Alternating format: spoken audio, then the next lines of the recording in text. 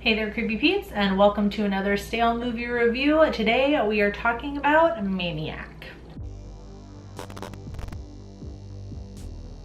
So this one is the 2012 Maniac, and it was requested of me by Scuba Steve as per one of his perks for being a Creepy Patron Peep.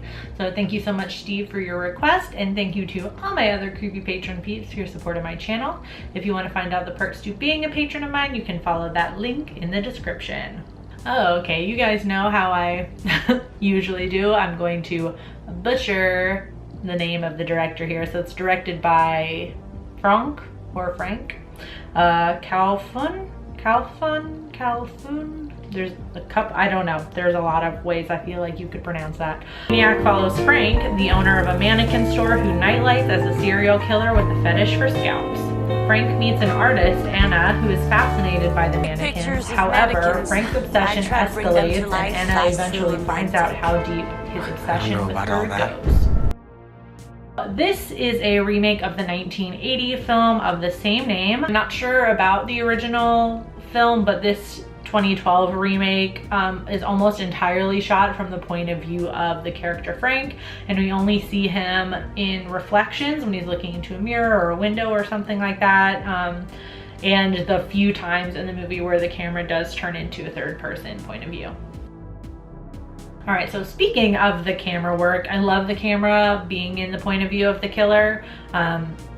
It makes all of the kills in this tight-ish close-up shot, obviously, because Frank is right in there killing them.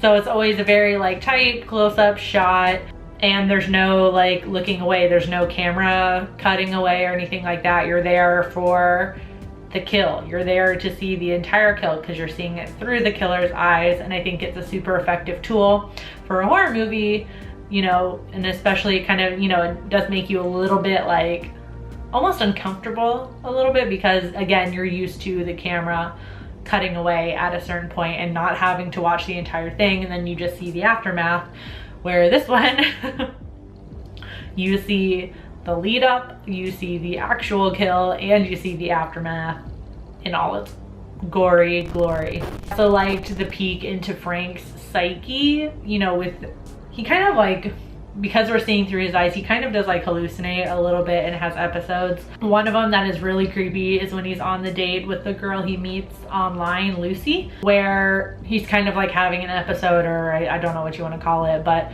he becomes paranoid that everybody in the restaurant is looking at him. So, he looks out and everyone's just turned and staring at him, and it's really creepy. It's also a part two that kind of reminded me of Criminal Minds.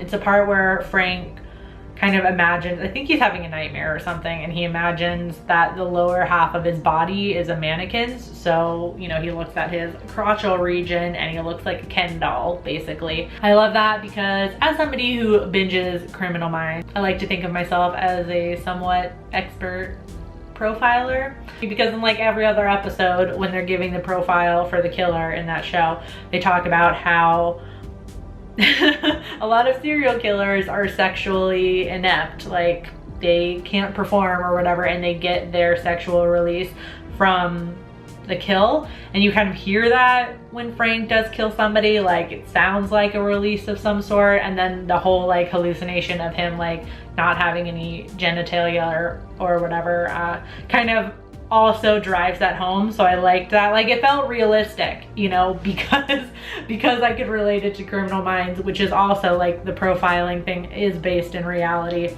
So it makes this movie, Maniac, seem more realistic. But speaking of Frank, our main character, Elijah Wood, who plays him, is awesome. I feel like everything I've mostly seen him in has been Lord of the Rings, so really seeing this movie is it's a journey. It's a journey to a completely different character that I've ever seen him play. I feel like he handled it really well, especially because you mostly just hear his voice in the movie. Like I said, you do see him a few times in reflections and things like that, but the bulk of his performance is through his eyes, so you don't actually see his face and you hear him talking more than anything. And I mean, that's really effective to be able to freak somebody out just using your voice. Like his very measured, almost quiet and timid, not really though, like way of speaking was really freaky. Like he just seems very unassuming. Speaking of, well, I thought that the actress who plays Anna, Nora Arnezeder, I really hope I said that right, probably said it wrong. There was something like weird going on with her audio, I think, or I don't know, I was just, I don't know, maybe I'm wrong, but I feel like there was something weird with her audio in the movie, like her, like, I don't know, like when she's speaking in the movie, it seems very obvious that it was dubbed over. Like it was probably ADR, like, which I'm sure it was, but I don't know, it was almost like the tone of voice and like the way she was talking didn't match her lips or something. Like it felt very like Giallo movies where it's like very obviously dubbed, if I'm wrong with that. It wasn't her accent. It's not the accent I'm talking about, like, because she has a French accent. It's the actual like audio. Like, I don't know. Maybe I'm the only one that like found that odd. Like, it just seemed like something was off with it. Speaking of some of the other victims, I love how everything is like, I'm trying to segue into the next thing. I feel like a lot of the victims though, a lot of the girls that Frank kills are really just like frustratingly dumb. I mean, I know horror movie characters, naturally, it's in their movie DNA, naturally make horrible decisions. But I just feel like the more modern movies, like, I don't know if everyone else feels this way too. Like, I'm kind of over people making dumb decisions. I don't know if I'm the only one that feels this way. I'm probably not, but I just feel like a movie would be way more scary if if you had a character that was seemingly doing all of the right things, making all the right decisions, and still bites the dust. Like, that would be terrifying, because then that would send the message, like, it doesn't matter what you do, this killer is gonna get you, and that's scary. So more and more lately, I'm really hating, especially with more modern movies like this. Like, this movie only came out 6 years ago. Like, it's not that old. The real dumb one though is the third victim, the dancer. I don't know if they ever say her name in the movie, and I couldn't figure it out from IMDb which one she was. It looks like they gave all the victims names, but like, she's very, like, she's the one that, like, he follows her on the subway, and then, you know, when she gets off the train, she's like running away from him because, you know, she is freaked out by him. So she's very clearly freaked out by him. And so she's like running away, and then of course she runs right into a gated parking lot. So then she's like cornered and can't get out. Like, so many, I don't know, I just feel like so many things could have been done differently. One, maybe not run into the gated parking lot. Two, she could have kicked off her heels and climbed over the fence. It wasn't that high of a fence. It was just like your standard, like, I don't know, like, what's the standard height for fences? Like, they're usually taller, a little bit taller than I am, so like 6 feet tall maybe. Get on a car and jump over the fence. Like, could have easily jumped over the fence to get out. Also, she was fiddling with her cell phone in the subway and doesn't think to take it out and call 911 while she was running away. Maybe some people like, Vicky, while she was running, like, okay, it's only 3 numbers though. Just pull it out and call 911 while you're running. I don't know, I just feel like with her kill especially, there were just like so many holes where it's like, I'm tired of people making stupid decisions in horror movies, and I don't care if anybody gets mad at me for criticizing that. I feel like it should be criticized. Was Maniac worth it?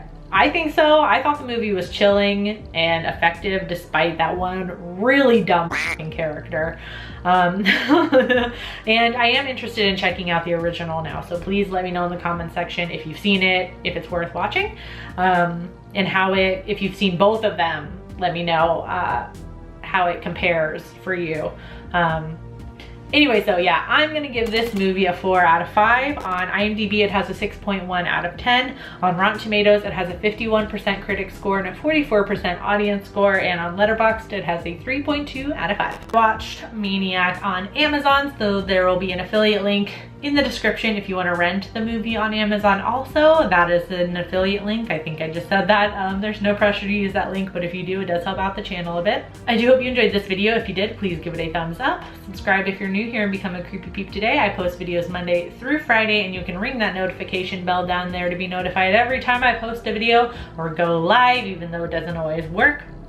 Speaking of going live, Emma / Spooky Astronauts and I are going live on this channel tomorrow at 10 p.m. Eastern Standard Time for our live stream show, Does This Offend You?, where we're going to be talking about the films The Human Centipede and Tusk. Hope to see you guys there, but thank you for watching this video, and until next time, stay strange. Bye.